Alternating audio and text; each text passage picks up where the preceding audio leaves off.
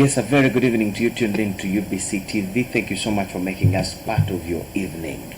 My name is Michael Jordan Lokomwa, coming in with another edition of Pick a Point, our weekly talk show that only targets you learning something whenever you watch it. Now, the year is coming to an end. We just have days to say bye-bye to 2019. But as we assess, each one of us assesses or takes an assessment of how they have performed, we are going to look at sector per sector, and we are giving an opportunity to to those sectors that we shall manage to reach.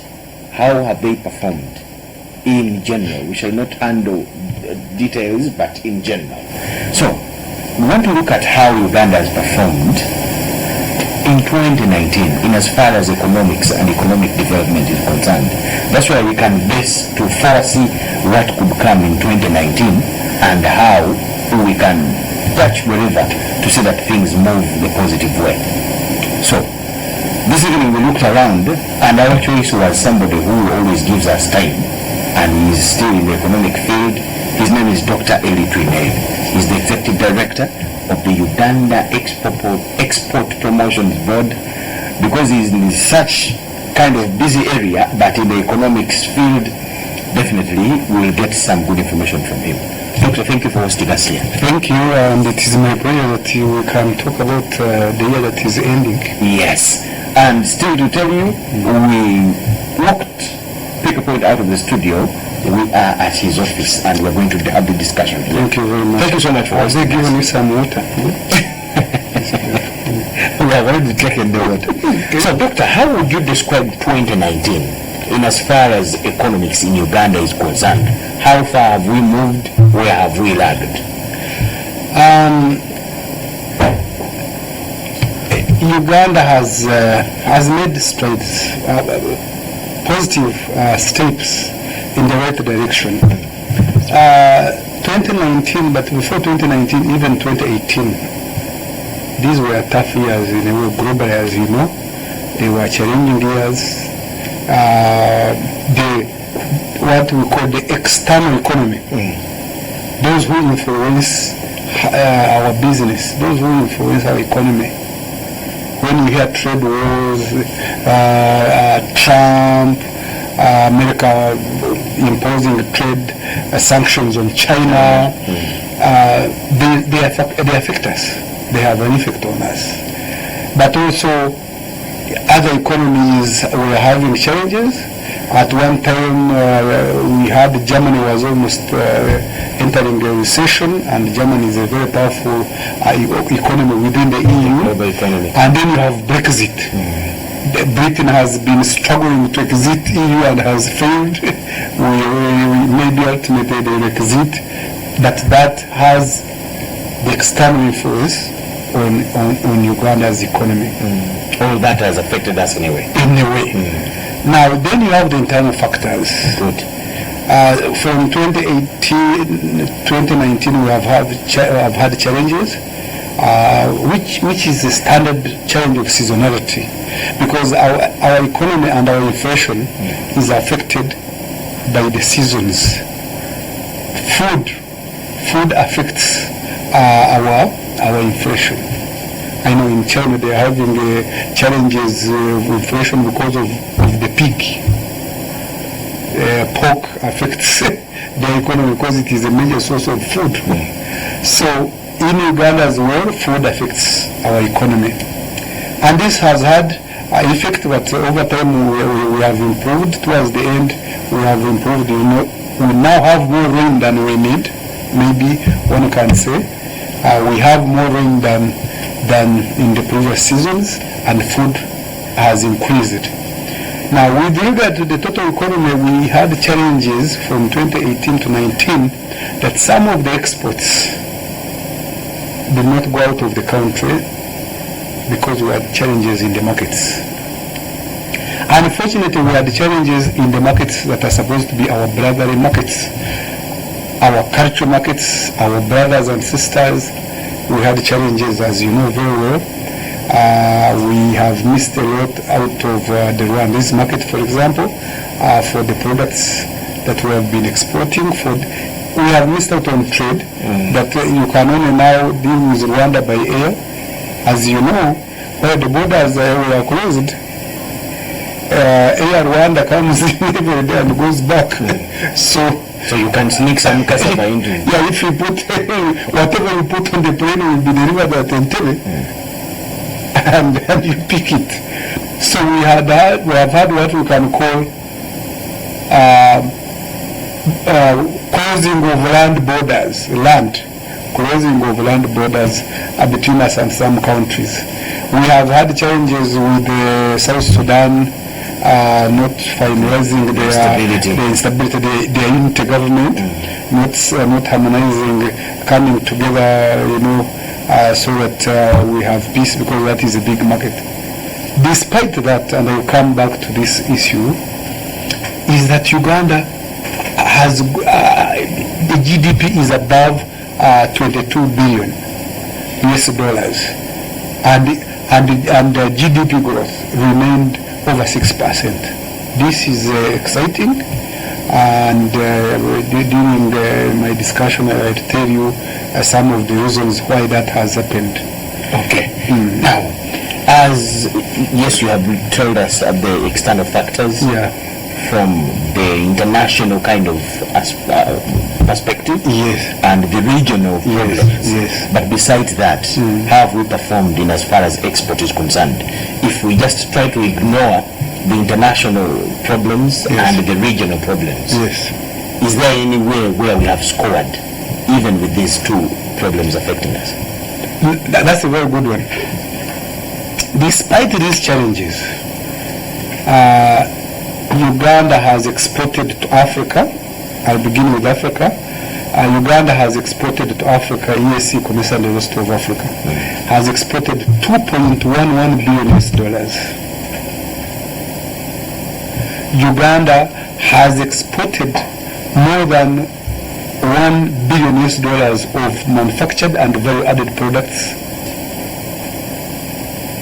Uganda has been able to reach out to markets which have been expanding, but where like 10 years ago we were small there as players, like United Arab Emirates. We have been able to export over 520 million US dollars. We have been able to retain our EU market, exporting more than 500 million US dollars. This is important. Why? Because even the exports have been diversified. We are now exporting agricultural products, manufactured products, by addition. We are exporting services. We are also exporting minerals. With regard to service exports, we have exported around, because we have to look at estimates, around 2 billion US dollars. So you, as we were saying, that Uganda exported more than 5 billion US dollars, which is very impressive. When you talk of service export, are you talking about our brothers and sisters that go for trade? Now I will talk about that one. Thank you for asking. Remittances alone have brought in over 1.3 billion US dollars. Remittances over the last 3 years are bringing the same amount of money, dollar money, like tourism. Not like as tourism, same amount. That is what you say, your brothers in diaspora. And that is an export too, so that is a service. But there are other services. Education, if you go to all our universities, you will find we have become so attractive to other African countries. We have Tanzanians, we have Kenyans, we have South Sudanese, we have Rwandese, we have Nigerians, and other people from different places coming to enjoy our education. That is also an export of services. But have you realized that even we are getting more now than 10 million US dollars out of what we call recreation, arts and performance? Salvador, Anu Kansime, Richard Muhanji, and all these guys and others, and these musicians, Kenzo, Chameleon, Bebe Cool, Bob Wine, and all these. Bob Wine as a musician, not the one who is now a politician. These guys are bringing money. Yes. So services are expanding. Construction. We are exporting architecture, design, and engineering and construction in the region. Internationally. Yes. Legal services, audit and financial management services, transport and logistics. I am told even the model of Uber has now been adopted. The safe border has been adopted in Nigeria and other countries. Now, Doctor, this doesn't look to be a flavor bank of Uganda, a very big entity like that. But his children don't look like their father really works anywhere big like that. No, actually, that's a very good one. They actually, you see, total economy, which normally we call GDP in finance, national income, is so big, and you see, national income, total income is the money we have earned in the economy divided by the total population. Please remember, you are producing a lot. We are producing a lot, so this money is going into roads so that we can access markets. This money is going into power stations, Karuma, Ayago. This money is going into good roads. This money is going into health, the social sector, education, because you are producing a lot.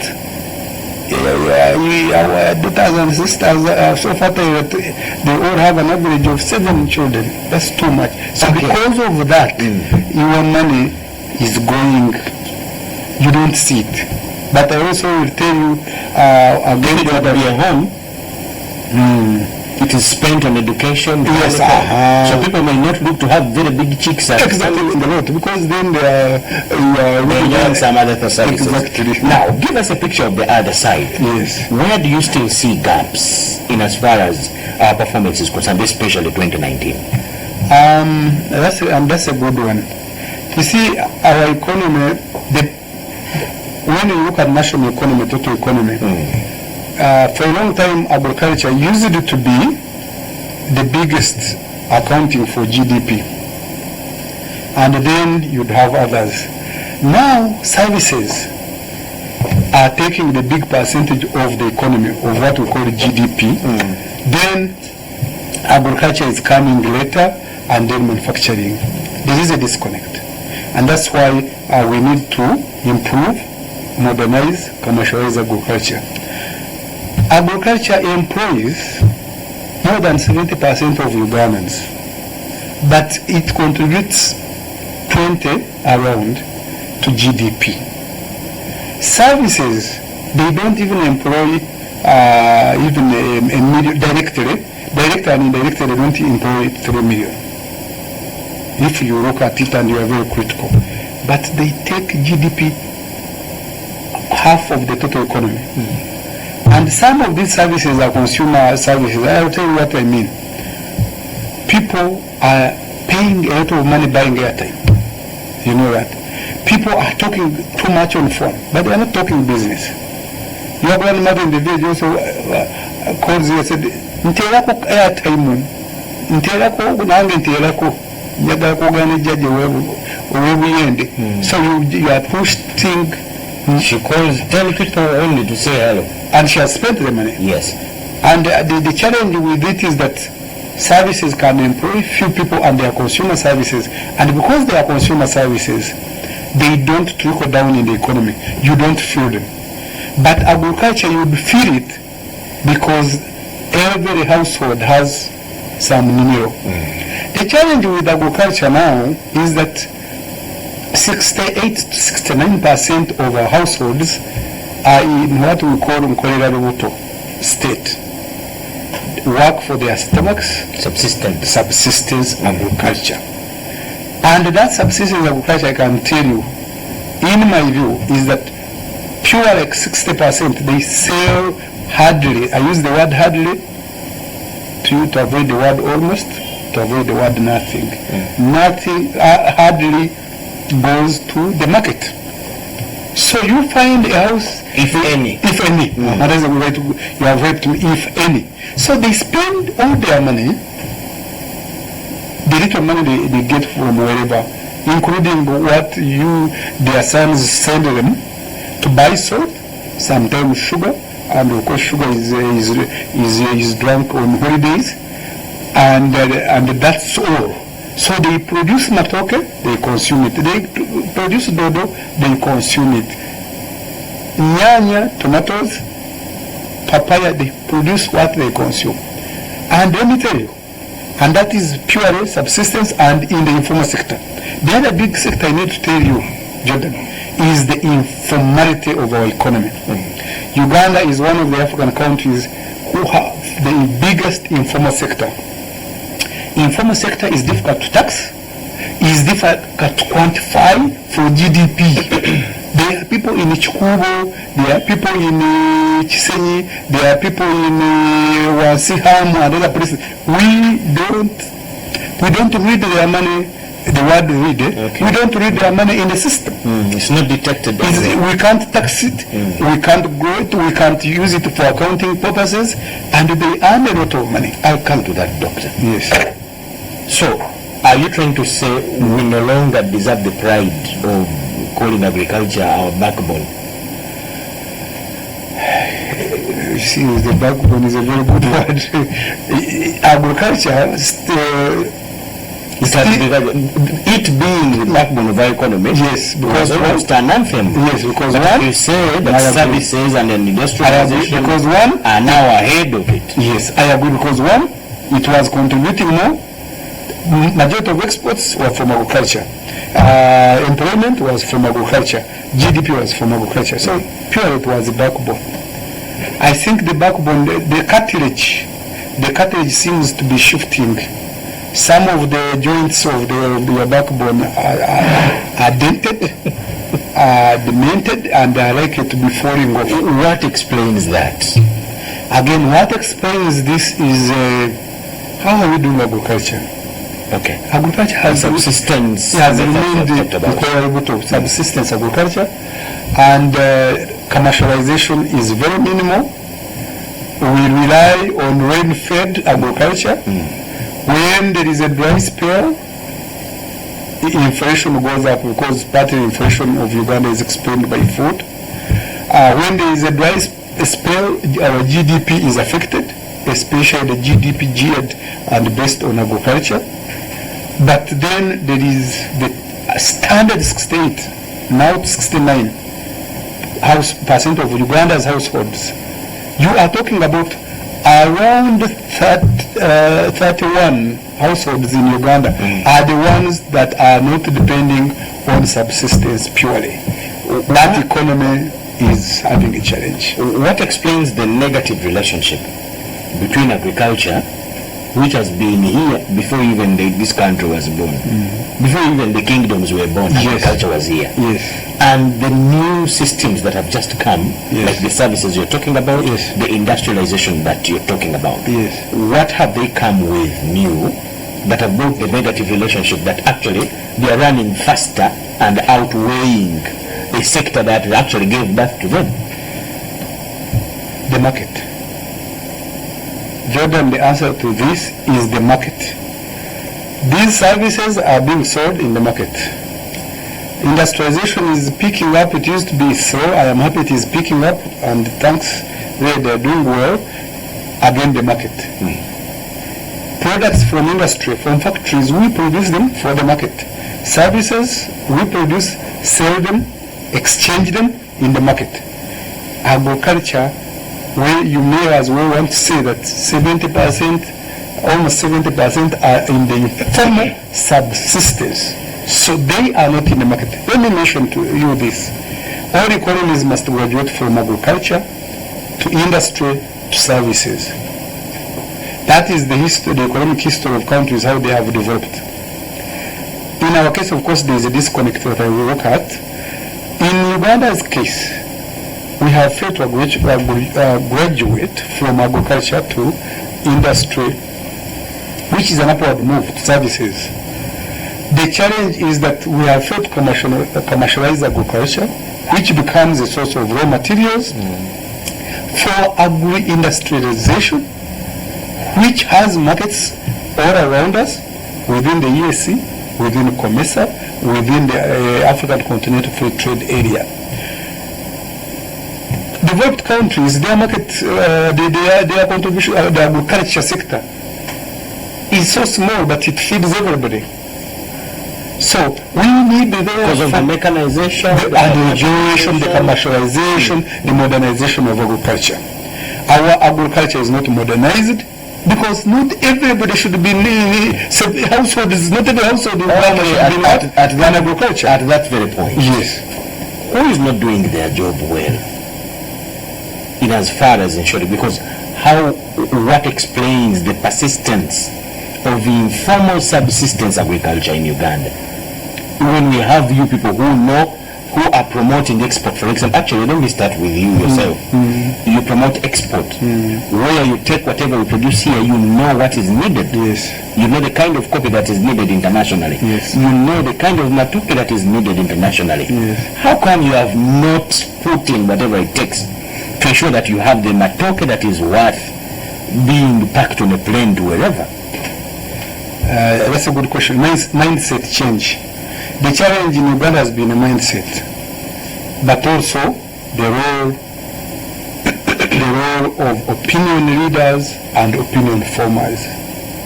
You know, we have opinion leaders and opinion formers, and the issue of mindset change. Because what do you see in Uganda? Everybody who gets some little money. And I've been told by, I heard in the newspapers, IGG said, everybody who steals money from government hides it in what? In agriculture. When they come, say, I make my money from my agriculture. Me, I make my money from my cows. I make my money from coffee and matoke. We have failed to address the challenge of agriculture, which is to modernize it. We have concentrated on other aspects. And we thought that this agriculture informality would end by itself. We thought, as in we call it in chemistry, that it was ectothermic, that you would mix chemicals and then there's a statement you made that sounds very serious. That the subsistence module would end by itself. Yeah, by graduation. We thought that by graduation, without any input or effort. Not with minimal effort, that because human beings respond to what we call incentives. Human beings respond to incentives, and there are two key sets of incentives. One is the positive and the negative. So there was a feeling that once I see every time Jordan getting a lot of money out of coffee in a commercial environment, or matoke, or milk, get to try to learn how chicken, he does it. You get to learn how he does it, and you also join the formal market. That has not happened. Because why it has not happened, you must also consider what we call in economic development, what we call initial conditions. Initial conditions do affect growth of countries, and the initial conditions is that most Ugandans, the literacy rates, the level of literacy that time was low. And an economy takes more than 50 years to grow. Okay. China was lucky to take 30 years to grow, to get over now around 600 million people out of poverty. They began with 300 million. In 30 years, they went to 600 million. Economies take more than 30 years to develop for Jordan. So the challenge is that we have to work on the literacy levels, because that's an initial condition. To change the mindset of a pure peasant who associates tradition and attends their right. I went to my Nimiro to farm, and then I brought beans, and these guys told me, I put it in English. I've come to plant beans in the church. But you have come to plant beans when the day of Maria, remembering Maria, the Virgin Maria, the one in the church. So, and I went and planted beans. and they own that, they do not come out. So they are using their traditional. So you also got to know. No, I got to appreciate, not to believe, but to appreciate how it is difficult to change these people because they will depend on when you somehow succumbed to their belief. I suffered, yes, because the conditions have molded them since their grandfather's time to believe that you have to plant before Maria's death. Because for them, that's how they tell the rain season. I want us to take a break, but let us wind up this segment with this one. So, you yourself, export promotions, but like I said, yes, you know what is in Europe in as far as they need, the beans they need is concerned. Yes. Let me leave the MPs and whoever and the councillors alone. Yes. Now I have you here. Yes. What role have you played to ensure that our people get to know? What is your contribution in as far as opening our eyes to drop the subsistence mentality is concerned? In fact, now you have come at a right time because as we talk now, my staff are in different regions. Some are in the west, some are in the east. Last night they were in different radios. They have open discussions. Okay. They are creating export awareness, telling them from each region what products are marketable and making a business case for different products. Thank you so much, and Doctor. they're going to the north. Thank you. To you watching, the target of this show is to ensure that you learn something. Yes, we are ending the year. The economy of Uganda is not anything else but you and me in our wallets and how we live our livelihoods. So when we are assessing the economy of Uganda, the performance, we're actually looking at you direct. Economically, how are you doing? So that is what Dr. and I are sharing here. We're taking a very short break. Get that cup of tea and join us as we return.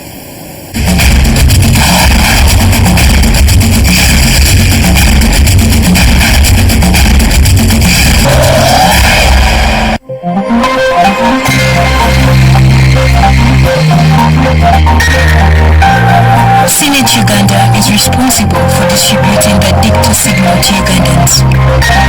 We are currently activating all our patricides to boost our coverage.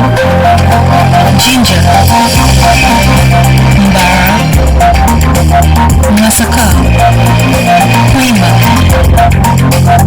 Soroti and Bale, and Nauma. Our viewers in those areas are advised to use your free-to-air decoders to pick the signal. Senate Uganda, your sole signal distributor countrywide.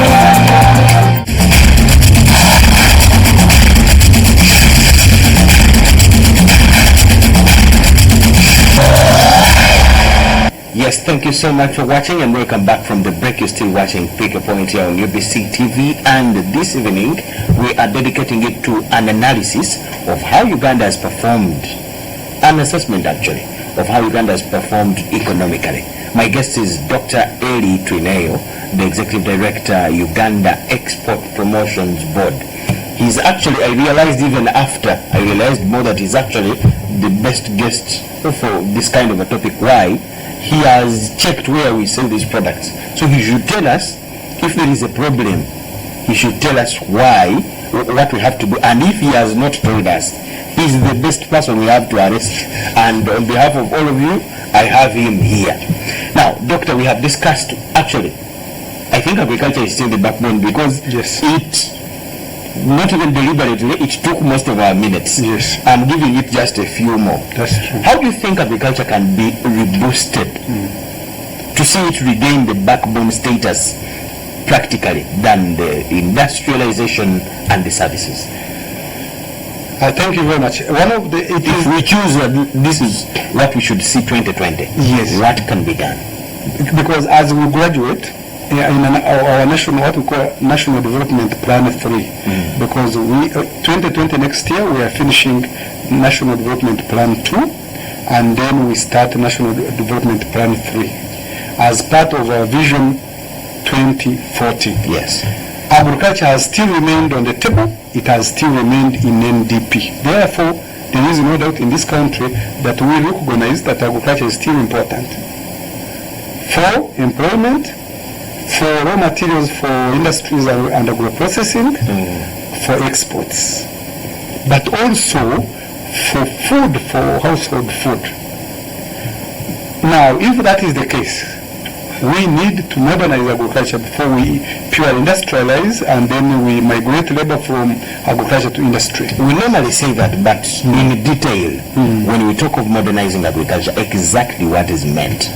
Now, that's a good one. Commercialize agriculture.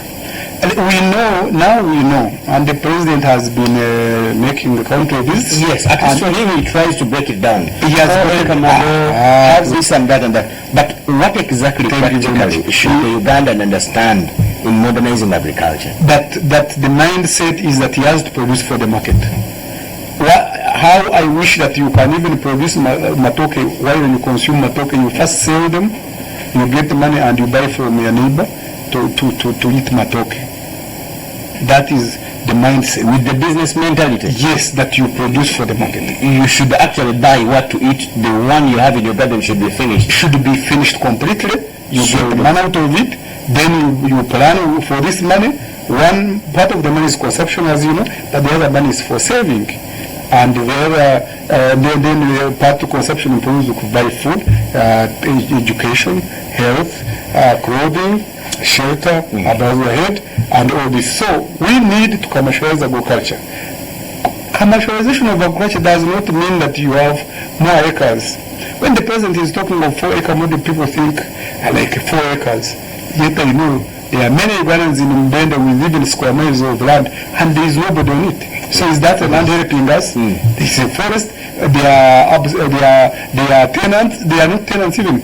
There are people in the land, you don't even know who is in the land. Snakes and squirrels are doing many things I don't see on camera, and you are not getting money.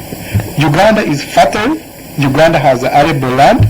Uganda has the biggest chunk of arable land in ESC. So we need to grow agriculture for raw materials, agriculture for agro-processing, for food, for the market. I want that final touch. Yes. That soft spot that you think we must touch to change the mindset, like you said, it being the problem. Yes. To ensure that we have the modern system. What do you think is that? We need to have. You talk of opinion leaders. We have the political ones. Yes. We have you people in offices like this one. Yes. We have you organizations, agencies who actually have your duties that trickle down still and touch agriculture. How come the persistence is there? I think, John, you have a very good, you keep insisting, and you are very right. One, we need a mindset change, Yes, and we need a national campaign. The president started a campaign of 4-acre model, and he has been telling them. But we need a follow-up of these other opinion formers and opinion leaders telling these people. In Uganda, we say that if you make a presentation, if you make a speech, it all of it will not go away. Some people will pick it, others will not pick it. We need a national campaign on commercialization of agriculture. We need to introduce irrigation for those those who can afford to introduce commercial agriculture. We need to migrate away from rain-fed agriculture. Adopt irrigation, but then now I call upon government to play a role. For the beginning, we need government to support these efforts in the form of demonstration farms, in the form of other demos, so that people see that irrigation can work. So that people see that there are machines and equipment that can help them. And then we start. But we need to irrigate. We need to run away from rain-fed agriculture. We need to commercialize. We need a national campaign, like we got a campaign on HIV/AIDS, because that campaign went to church, went to mosques, went to the state, went to parliament, went everywhere. We need that campaign. We will not get out of poverty, I tell you, for the record, without graduating the 68 to 69% households which are in the informal sector. We will not. Okay. What are the gaps that you see in our other areas of the economy, now agriculture aside? Now, challenges of implementation are there. Most people complain that the budget is not enough. The budget will never be enough, even at household level. The challenge of implementation. Government is playing a role. Every year, government allocates a budget. True. Every year, government allocates a budget. How are we using this budget to implement what we say in our budget framework papers? Because every government ministry, every government agency has got what we call a budget framework paper, a ministerial policy statement, in which we commit that we are going to do every 1, 2, 3, and we get results. The issue is not lack of money. We are not implementing, we are lacking coordination. We have government agencies in their own silos. You find that this ministry is not working with the other ministry. This agency is not coordinating with the other agency, yet they are supposed to achieve when they work together.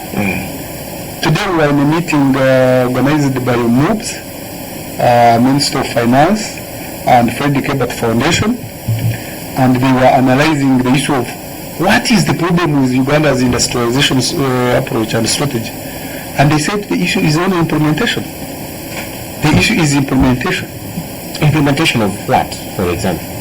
For example, the challenge we are having, like again I say, every year we give money to Ministry of Agriculture, isn't it? Yes. We give money to Ministry of Works, we give money to Ministry of Lands, we give money to Ministry of Trade, Ministry of Trade and Industry gets very true.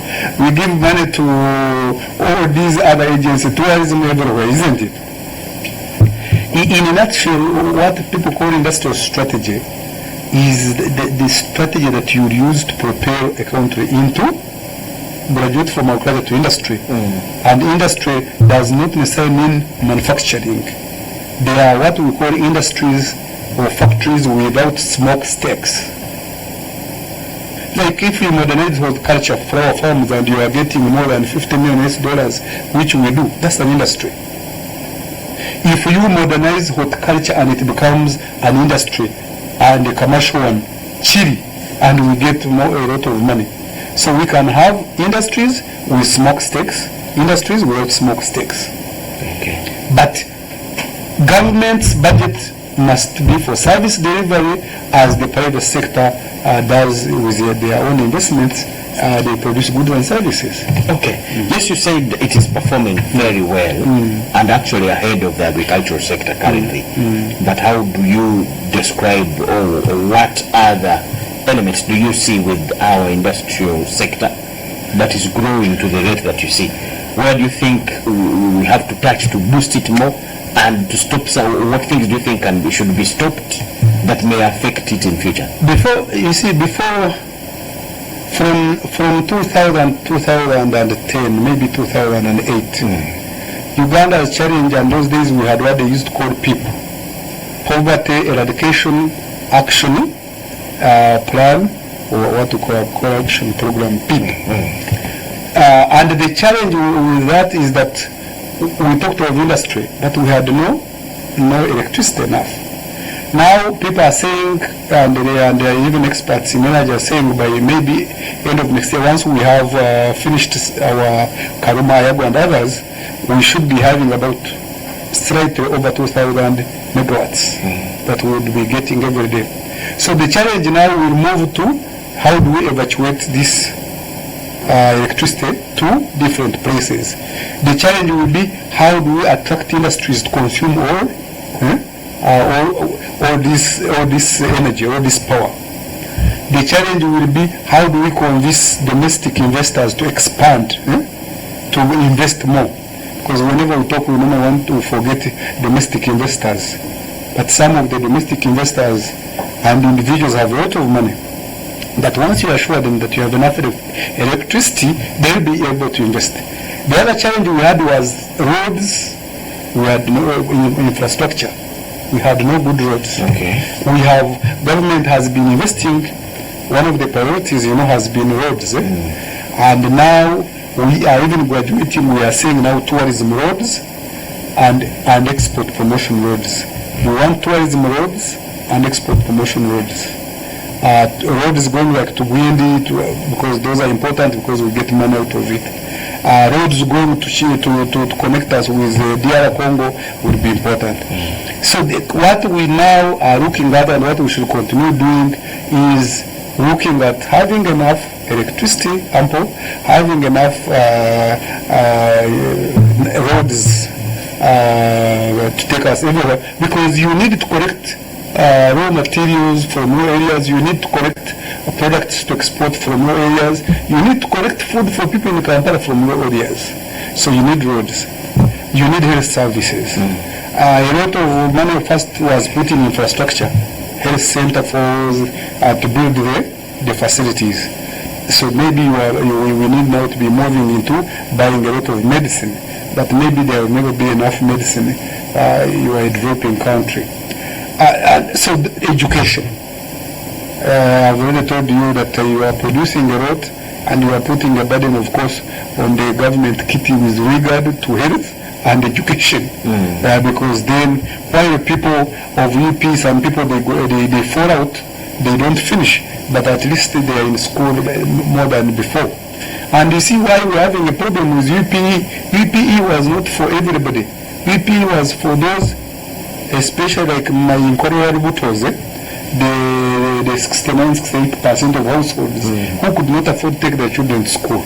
This was their opportunity. Once the government brought UPE, you all entered it. So you have put pressure. If we are all in we have that discussion in another segment, but I know most people in Kampala, because Uganda's GDP, 60% of Uganda's GDP is concentrated in Kampala, Wakiso and Mukono, 60%. Okay. To thank you for your time, let me also give you